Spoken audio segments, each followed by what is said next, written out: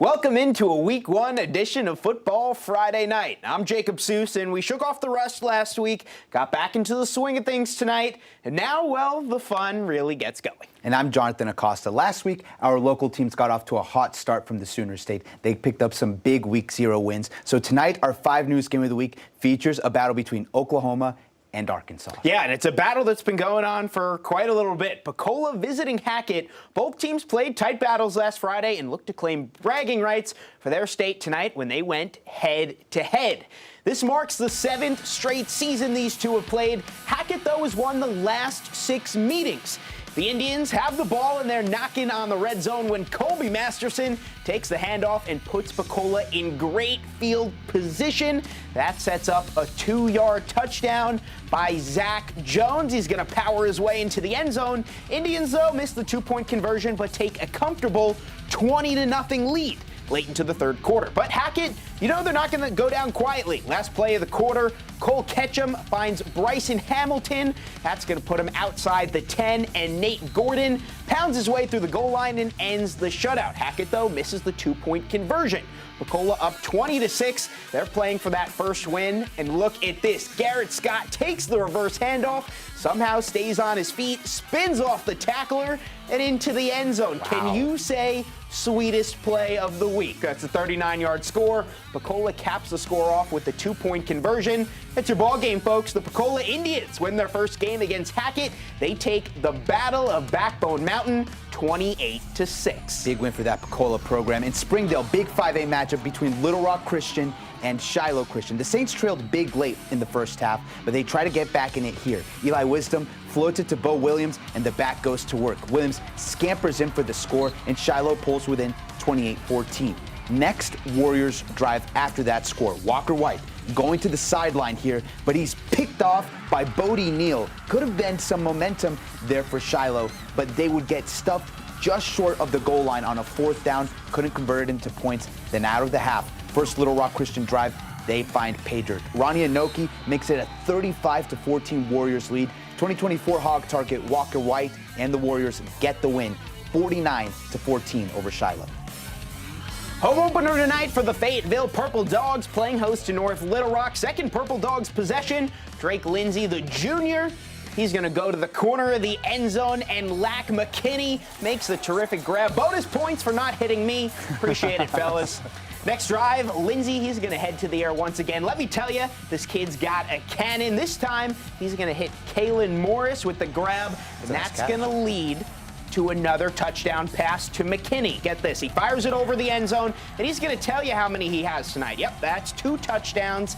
Fayetteville's offense firing on all cylinders. Still in the first quarter, Purple Dogs with a 3rd and 13. No problem. Lindsay to Morris, that connection looks like one of the best duos in the state. Fayetteville had a 28-0 lead after the first. They're going to cruise in this one. 28-10 is your final from Harmon Field. Now we go to Farmington against Springdale. Cardinals with the ball here. Farmington quarterback Cameron Van Zandt hands it off to Caleb McChristian, and he is gone off to the races. He takes it to the house for the Cardinal touchdown. Extra point was good, so they led 7-0.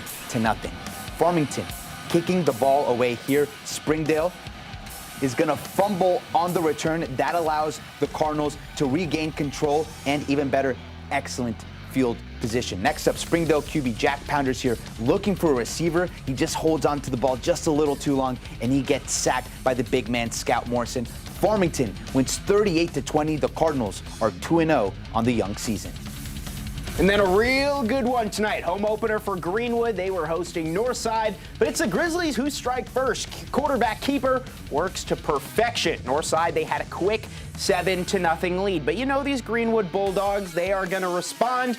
If you can run the quarterback keeper, well, they say so can we. Hunter Houston plows his way into the end zone, and we had a 7-7 ball game. But then Northside, they took this game over, and I'm a sucker for a good old-fashioned jet sweep. So check this out. They're going to run the play to perfection, and Takavion King, he ends up with the ball and nothing but daylight. He makes it 14-7 Grizzlies. They were looking good. But Greenwood, they answer again. They go all the way down to the goal line, but the snap is bobbled. Maury Smith, he's going to take it and run he does. 92 yards for the touchdown. Still 3 minutes left in this game, but it's looking good for Northside. They currently have a 53-35 advantage. Maury Smith showing off that track speed. And when we return tonight in Elkins, a big one between two powerhouse teams when the Elks and Charleston Tigers open their seasons going head-to-head. That and more when Football Friday Night returns.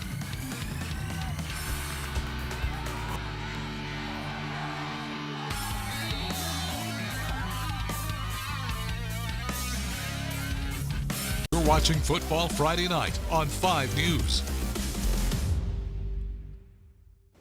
Welcome back into Football Friday Night. Last year, neither Ozark nor Booneville lost a conference game. Both teams started 2022 with big wins last Friday, but tonight something had to give. They went head-to-head at the home of the Bearcats.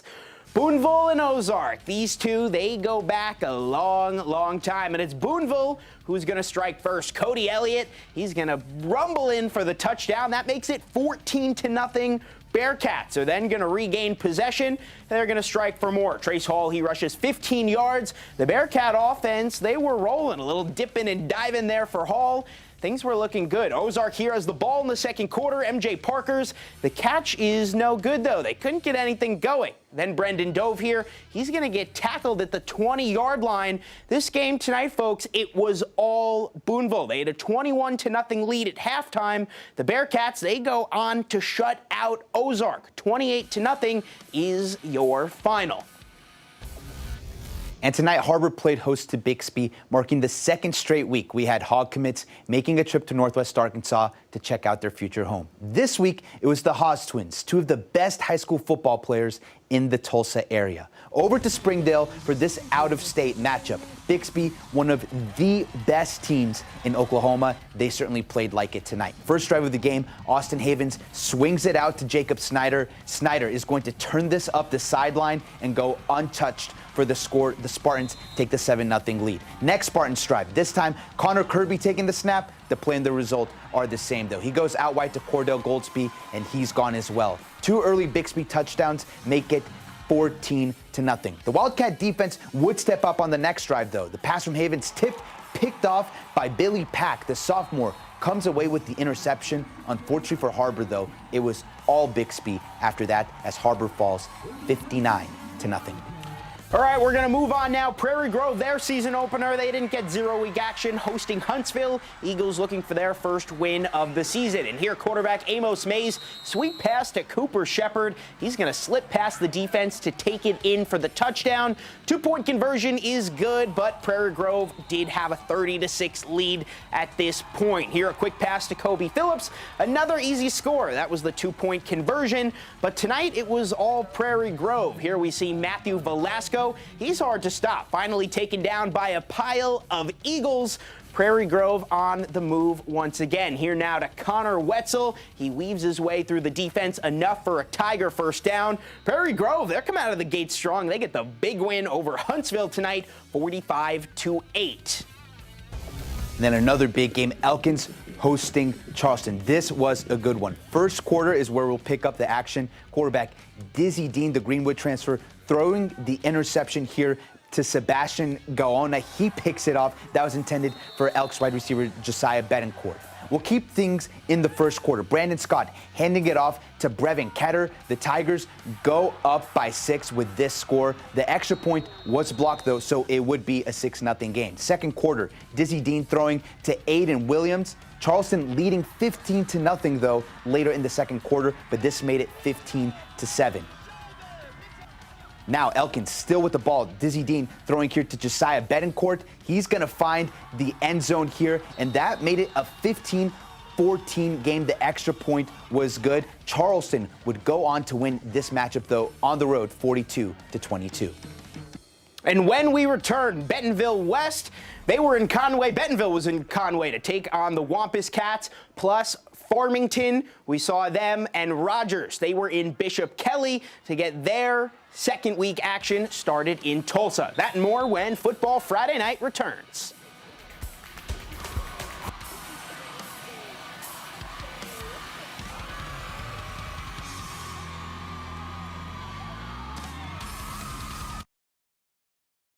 You're watching Football Friday Night on 5 News. Welcome back into Football Friday Night, where last Friday, Rogers opened its season with a dominant performance over Little Rock Southwest, certainly turning some heads in the 7A. That's right, but tonight the Mounties faced even stiffer competition going up against Bishop Kelly on the road in Oklahoma. So we jump out to Tulsa. First quarter tied at 7, but Mounties driving. Dane Williams under pressure.